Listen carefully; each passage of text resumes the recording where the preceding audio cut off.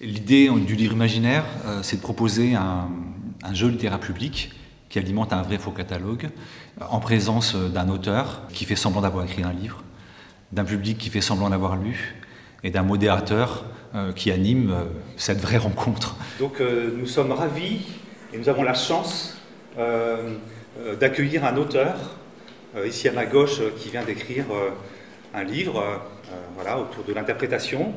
On sera en présence d'une artiste, Lucie Boulanger, qui va nous jouer quelques extraits de Viol de Gambe pour entrer dans la musique ancienne par le sensible et l'émotion. Voilà, tout l'aspect fictif va être plutôt sur le critique littéraire, sur le faux auteur, mais Joël en tant que modérateur et moi en tant que musicienne invitée, on joue nos propres rôles.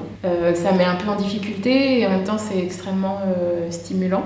Donc je prévois qu'il y aura probablement un moment où je jouerai une pièce qui a des reprises, donc soit un rondo, soit une pièce à ABB, pour exagérer les variations dans la reprise, pour voilà, s'il y a besoin d'illustrer le fait que l'artiste, surtout pour cette musique-là, a une énorme marge de liberté que les auditeurs conçoivent pas forcément.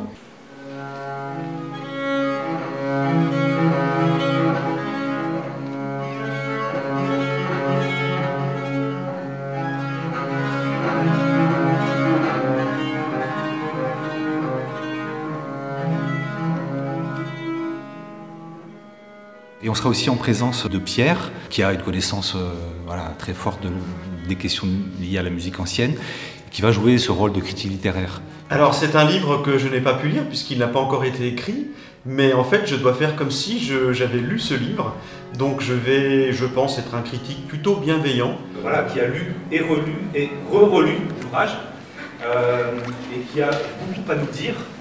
Peut-être va falloir l'arrêter, tellement il a beaucoup à dire. De multiples questions sur la musique, sur l'authenticité, sur la musique live, la vibration, le fait d'être ensemble. L'option a été prise de solliciter Greg Truchet. Et faire semblant, c'est important. C'est important pour lui, c'est un comédien. Faire semblant, c'est important pour le public. Pourquoi ? Parce que justement, c'est l'occasion de s'essayer à d'autres identités. C'est l'occasion de s'essayer à d'autres choses que soi-même. Je fais le vide et je vais donc participer à une espèce de ping-pong, une improvisation collective pour la création d'un ouvrage dont on pourra lire le titre, la 4e de couverture, mais dont on ne pourra jamais lire l'intégralité. Je vais découvrir donc une partie du texte que j'ai écrit. Je la découvre tout à l'heure en même temps que le public. Et ensuite, c'est le public qui va commencer à interagir parce qu'une fois que l'œuvre est écrite, on n'a pas grand-chose à ajouter. Il faut qu'ensuite on puisse répondre au lecteur. Donc je vais en fait rebondir à chaque fois, continuer de construire sur ce qui me sera proposé, quoi. Là, le public va jouer le rôle de lecteur qui fait semblant d'avoir lu un livre. Et moi, j'aime bien cette idée d'être dépassé par son propre imaginaire. J'aime bien cette idée qu'avant la rencontre, on ne sache pas soi-même ce qu'on va pouvoir dire. Non, mais après, c'est un tout petit budget, c'est 2 millions par an. Il faut bien ça pour développer une application. En fait, je m'excuse beaucoup, mais donnez-moi 2 millions, je fais danser tout en monnaie, moi. L'idée, c'était d'amener tous les acteurs du projet à réfléchir, à débattre, à discuter et à créer de la pensée autour de l'interprétation. Pour orienter la discussion autour de l'interprétation, nous allons choisir un texte de lancement qu'on lira, dont on fera semblant qu'il fait partie du livre. Je suis sociologue. Je suis payé pour m'étonner. Mon champ de recherche est le spectacle vivant, plus particulièrement la pratique du spectateur. On n'a plus besoin de nouveaux artistes. Pourquoi sont-ils si nombreux ? Quand on a faim, on préfère du pain plutôt que des œuvres. Quand on mange à sa faim, on préfère les sorties shopping ou sorties culturelles. Pourquoi s'approprier des œuvres qui ne sont pas à nous ? Je veux dire, des œuvres qui n'ont pas été conçues pour être jouées 6 siècles plus tard au cœur de ce village. Et enfin, dernier témoignage, un responsable commercial, 53 ans. Ce langage musical est si ancien que l'œuvre est complètement réinterprétable. Comment les participants réagissent, je ne peux pas le savoir, mais en général, il y a une surprise, de voir que individuellement et collectivement, on peut parvenir en fait à produire quelque chose dont on n'avait pas imaginé avant. Et que c'est l'addition des différentes contributions qui produisent de la pensée. Alors c'est la première résidence véritablement croisée que nous faisons comme ça entre deux spécialités différentes, la littérature et la musique. Et ça donne lieu à une expérimentation qui est très intéressante et qui correspond vraiment à ce qu'un centre culturel de rencontre doit faire, peut faire. Voilà, on est un lieu d'expérimentation, d'incubation. Notre culture de poche est devenue une culture de high poche. Pourquoi ? Parce que finalement le monde est connecté à notre poche.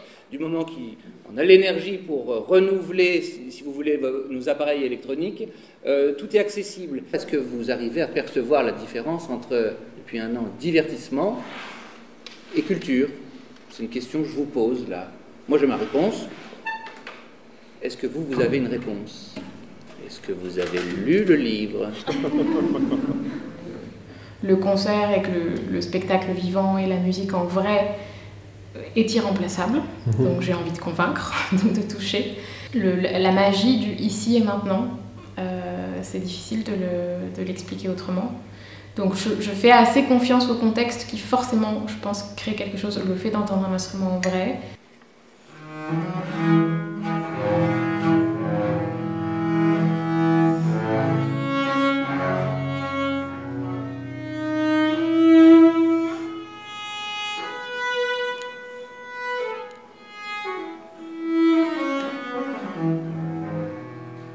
Si le musicien donne l'impression d'être dans une bulle, en fait, il est dans un état en général d'hypersensibilité à beaucoup de choses, au bruit, à la qualité du silence, voilà, je parlais des odeurs, mais je pense que ça, c'est pas sur une vidéo.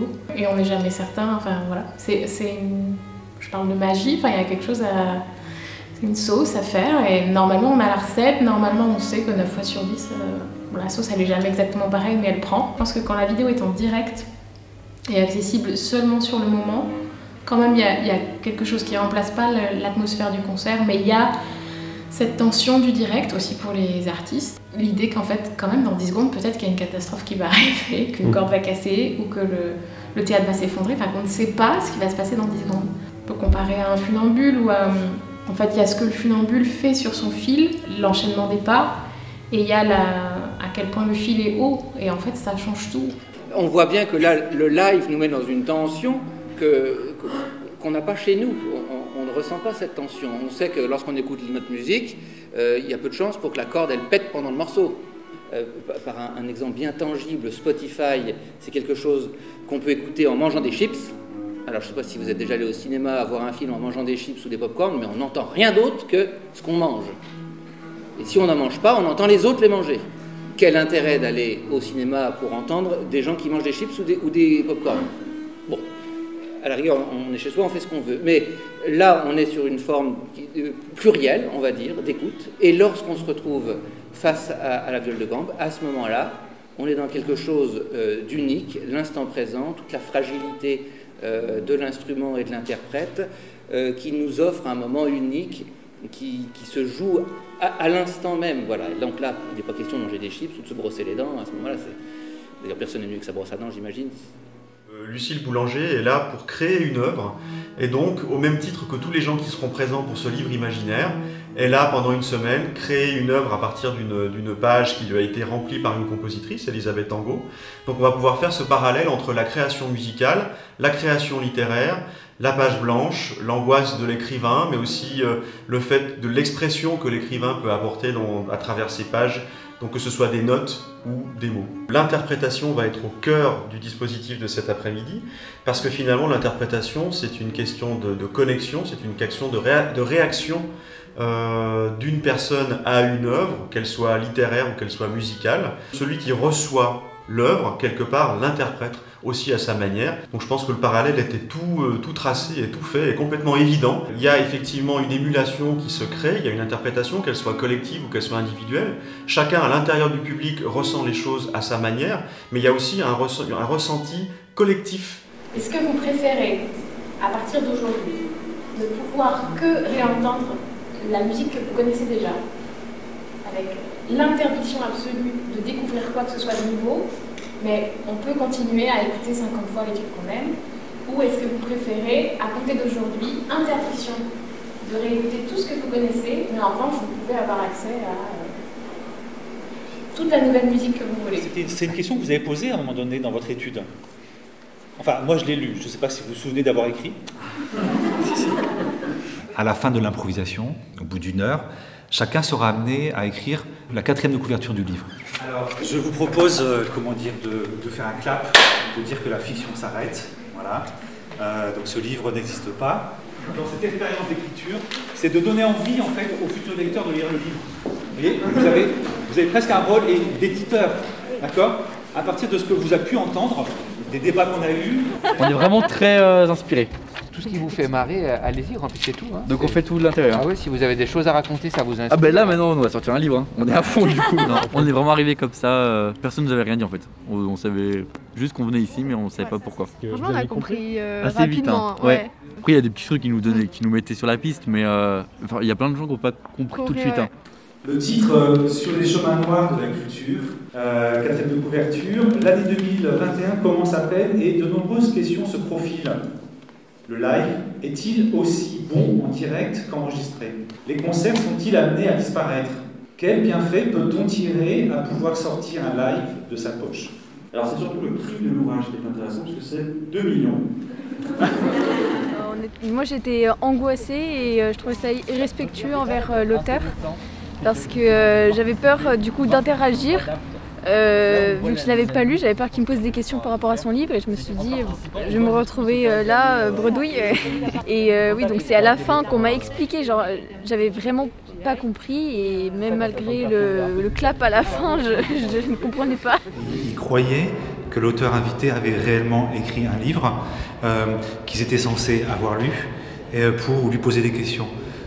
Donc du coup ça crée un décalage assez drôle en fait, moi je trouve que c'est assez drôle, où en fait ils étaient plutôt en retrait au début, par crainte d'irrespect vis-à-vis de l'auteur. Alors en fait, moi au début j'ai pas compris, et Éline non plus. Moi non plus. Ouais. Et en fait c'est Julie, le génie, qui nous a raconté, qui nous a expliqué que si en fait c'était un faux livre. On peut même aller plus loin, c'est que à la limite dans un mois on pourrait inviter l'auteur à venir faire une dédicace. Elle croyait que tu avais vraiment écrit un livre. Au début. Et en fait qu'elle n'avait pas lu, du coup elle s'est culpabilisée de ne pas l'avoir lu. Oui, puis comme si dans un cadre scolaire, on se dit pas c'est une blague entre guillemets, on se dit pas c'est un jeu, on se dit bon bah non, parce qu'il s'agit de la question du concert live versus la musique enregistrée qu'on écoute chez soi depuis quasiment 1 an maintenant, qu'on n'a plus l'occasion d'aller écouter des gens qui jouent en vrai. Donc on va dire que c'est un sujet qui me touche très à cœur. Donc j'étais assez intéressée de voir ce que ça allait poser justement comme question, comme débat, justement avec la jeune génération qui est en plein dans ces nouvelles technologies et qui baigne beaucoup là-dedans. Mais in fine, je trouve que c'est un échange qui était quand même assez intéressant et je trouve que les productions littéraires des étudiants qu'on voit à la fin prouvent quand même leur vrai intérêt finalement pour l'exercice. Ce que nous on avait envie, c'était de questionner justement le lien entre l'écoute on va dire numérique, qui se passe depuis 1 an, et puis l'écoute en direct, en live, en présence en fait. Et moi je trouve que les moments en fait, les 2 fois 3, 4 minutes qu'on a pu vivre en écoutant cette musique ont été d'une intensité très très forte. Que ce soit la musique et la littérature ou la musique et la peinture, enfin tout a un lien. Quand on lit un livre, on aime bien avoir une musique derrière, ou il y a des peintres qui ont associé des peintures à une œuvre musicale.